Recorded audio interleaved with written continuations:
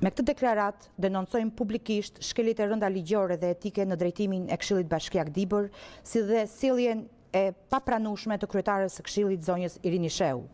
e cila përveç se ka bllokuar funksionimin e Këshillit, ka përdorur gjuhë denigruese, ofenduese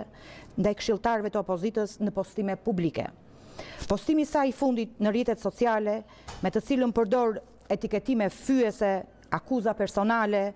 përbën jo vetëm një sulm verbal ndaj një antare të Këshillit, por një shkelje flagrante të etikës institucionale. Kjo sjellje është e papranueshme për një kryetare Këshilli, një institucion që duhet të drejtohet me përgjegjësi,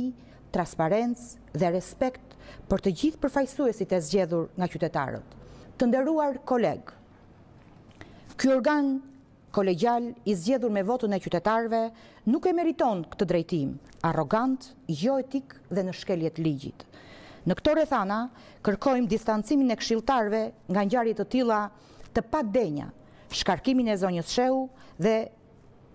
shkarkimin e zonjës Shehu nga pozicioni i kryetares së Këshillit dhe